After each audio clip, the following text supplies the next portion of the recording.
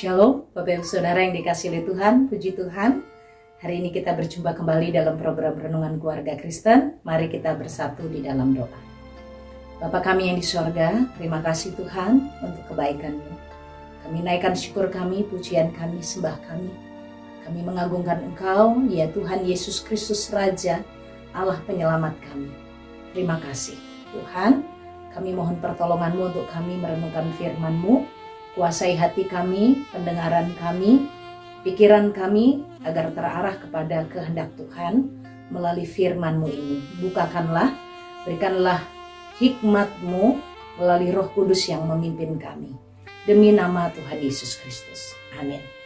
Bapak Ibu Saudara yang dikasihi oleh Tuhan, perikop perenungan kita hari ini terambil dari Amos pasal yang ke-6. Mari kita memperhatikan bagian firman Tuhan ini. Celaka atas orang-orang yang merasa aman di Sion, atas orang-orang yang merasa tentram di Gunung Samaria, atas orang-orang terkemuka dari bangsa yang utama, orang-orang yang kepada mereka kaum Israel biasa datang. Menyeberanglah ke Kalne dan lihat-lihatlah, berjalanlah dari sana ke Hamat yang besar itu, dan pergilah ke Gad orang Filistin.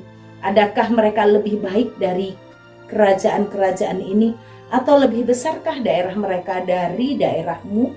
Hai kamu yang menganggap jauh hari malapetaka, tetapi mendekatkan pemerintahan kekerasan, yang berbaring di tempat tidur dari gading, dan duduk berjuntai di ranjang, yang memakan anak-anak domba dari kumpulan kambing domba, dan anak-anak lembu dari tengah-tengah kawanan, binatang yang tambun, yang bernyanyi-nyanyi, mendengar bunyi gambus dan seperti Daud menciptakan bunyi-bunyian bagi dirinya, yang minum anggur dari bokor dan berurap dengan minyak yang paling baik, tetapi tidak berduka karena hancurnya keturunan Yusuf. Sebab itu sekarang mereka akan pergi sebagai orang buangan di kepala barisan, dan berlalulah keriuhan pesta orang-orang yang duduk berjuntai itu. Tuhan Allah telah bersumpah demi dirinya. Demikianlah firman Tuhan, Allah semesta alam. Aku ini keji kepada kecongkakan Yakub dan benci kepada purinya. Aku akan menyerahkan kota serta isinya. Dan jika masih tinggal 10 orang dalam satu rumah, mereka akan mati.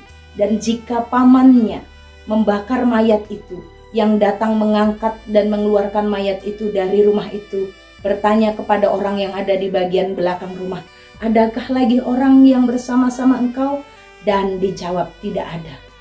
Ia berkata, diam, sebab tidaklah patut menyebut-nyebut nama Tuhan. Sebab sesungguhnya Tuhan memberi perintah, maka rumah besar dirobohkan, menjadi reruntuhan, dari rumah kecil menjadi rongsokan. Berlarikah kuda-kuda di atas bukit batu, atau dibajak orangkah laut dengan lembu? Sungguh kamu telah mengubah keadilan menjadi racun, dan hasil kebenaran menjadi ipuh. Hai kamu yang bersuka cita karena Lodabar, dan yang berkata, bukankah kita dengan kekuatan kita merebut Karnaim bagi kita? Sebab sesungguhnya aku akan membangkitkan suatu bangsa melawan kamu, hai kaum Israel, demikianlah firman Tuhan Allah semesta alam. Dan mereka akan menindas kamu dari jalan yang menuju Hamat sampai ke sungai yang di Araba. Diberkati oleh Tuhan setiap kita yang membaca, merenungkan, melakukan firman Tuhan dalam hidup tiap-tiap hari. Bapak Ibu Saudara yang dikasihi oleh Tuhan, hari ini kita bersama belajar dari Amos pasal 6. Ada 14 ayat tadi kita dengarkan bersama. Bapak Ibu Saudara, apa yang Tuhan mau beritahukan dan Tuhan ajarkan kepada umat Israel melalui Nabi Amos? Tuhan melalui Nabi Amos memberitahukan bagaimana akan terjadi kecelakaan, akan terjadi hari-hari yang menyedihkan. Siapa saja yang akan mengalami itu dan mengapa mereka mengalami itu? Bapak Ibu Saudara, Tuhan terus mengasihi dengan menyatakan firman-Nya melalui Nabi Amos. Yang pertama kita melihat siapa yang akan mengalami celaka itu. Yang disebutkan dalam ayat pertama, celaka atas orang-orang Sion, orang-orang yang merasa aman, orang-orang yang merasa tentram di Samaria. Sion itu menuju kepada Yerusalem, ibu kota Yehuda. Orang-orang yang merasa tentram di Gunung Samaria, ini berbicara Israel Utara. Orang-orang terkemuka dari bangsa yang utama. Ini bangsa-bangsa yang kuat yang ada di sekitar Israel dan Yehuda. Orang-orang yang kepada mereka kaum Israel biasa datang. Menyeberanglah ke Kalne, ke Hamat, ke Gad, ya.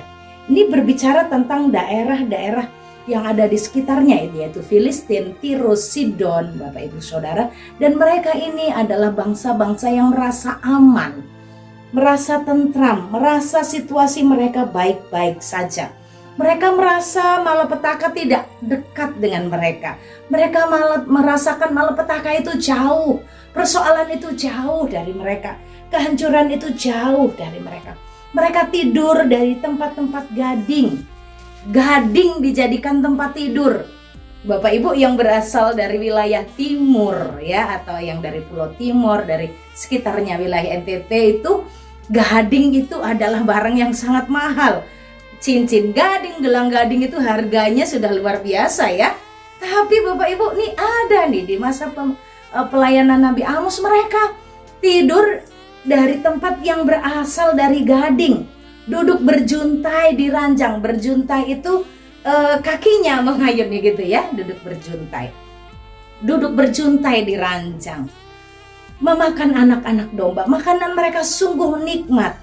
Mereka nyanyi-nyanyi. Seperti Daud menciptakan nyanyian, mereka minum anggur dari bokor. Bisa digambarkan? Bisa dibayangkan? Orang minum anggur itu dari gelas atau cawan, tapi ini dari bokor. Bagaimana? Orang yang merasa aman, orang yang merasa jauh dari malapetaka, hidup dengan enak, berbaring di tempat tidur yang dari gading, duduk berjuntai, duduk dengan santai, dengan makanan-makanan yang mewah, dengan minuman yang berlimpah-limpah. Apa yang Tuhan katakan atas mereka? Tuhan akan membuat mereka menghadapi dan mengalami hari-hari di mana mereka bertindak keras, bertindak jahat, bertindak kejam kepada orang-orang miskin, kepada orang-orang susah. Dan harinya mereka akan mengalaminya. Siapakah mereka? Mereka yang bukan hanya merasa aman, tentram, dan baik-baik saja. Tapi mereka ini adalah orang-orang yang telah mengubah keadilan menjadi racun. Mereka mengubah kebenaran. Mereka orang yang merasa diri kuat. Mereka orang yang merasa bersuka cita karena tidak ada firman. Lodabar. Tidak mendengarkan firman tapi keadaannya baik-baik saja. Hidupnya aman-aman saja. Ya, mereka merasa tentram saat mereka jauh dari firman. Mereka merasa bisa menikmati kemewahan tanpa Tuhan, tanpa ada firman. Mereka merasa bahwa karena kekuatan mereka lah mereka bisa memperoleh pencapaian. Bapak Ibu Saudara yang dikasihi oleh Tuhan, kembali Tuhan mengingatkan, hati-hati ya. Saat Tuhan memberkati kita, mari kita ingat bahwa apa yang ada pada kita itu adalah pemberian Tuhan. Bapak Ibu Saudara, kekayaan, harta milik, semua yang ada pada kita bukan jaminan bahwa hidup ini tidak akan mengalami masalah. Tapi yang harus kita ingat adalah kita punya firman. Tanpa firman kita bisa kacau.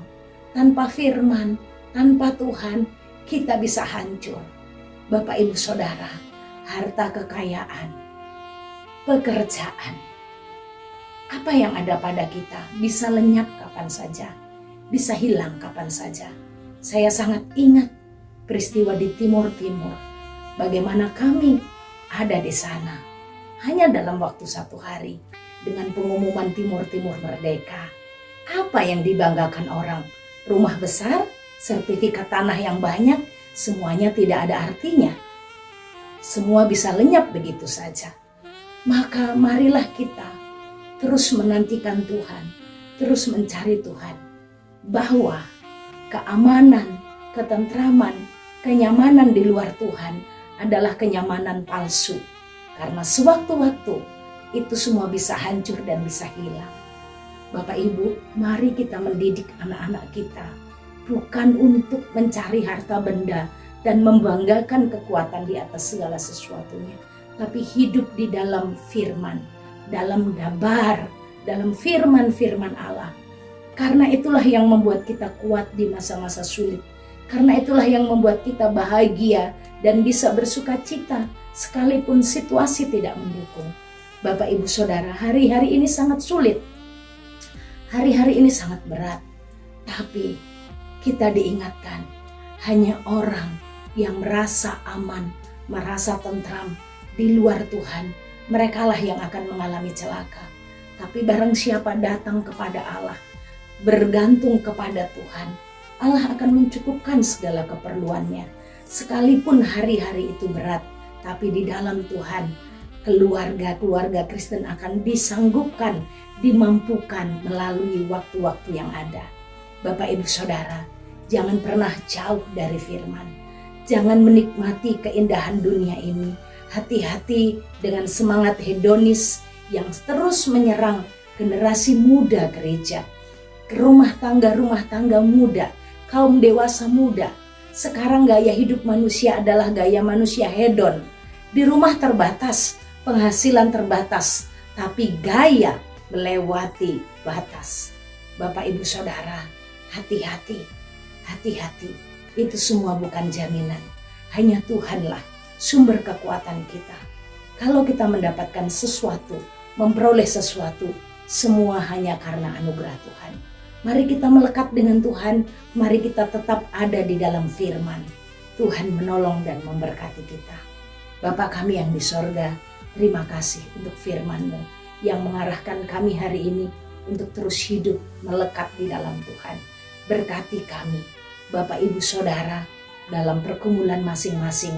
Tuhan berkati mereka yang sedang bergumul dengan keuangan mereka di masa-masa menyiapkan anak memasuki masa sekolah kembali dengan kebutuhan-kebutuhan yang ada. Ya Allah, berkatilah apa yang mereka kerjakan, buatlah mereka berhasil. Nyatakanlah pertolongan-Mu agar kami melihat Tuhan di tengah kesulitan. Terima kasih untuk situasi yang ada, karena kami percaya di situasi inilah kami merasakan bahwa Tuhanlah yang setia. Terima kasih Tuhan. Apapun yang kami mau lakukan sepanjang hari ini, tuntunlah kami agar kami terus hidup dalam pantauan Tuhan dan pimpinan Tuhan. Terpujilah nama-Mu, Tuhan Yesus, tolonglah kami. Bapak Ibu Saudara, arahkan hatimu kepada Tuhan dan terimalah berkat Tuhan. Tuhan memberkati engkau dan melindungi engkau. Tuhan menyinari engkau dengan wajahnya dan beri engkau kasih karunia.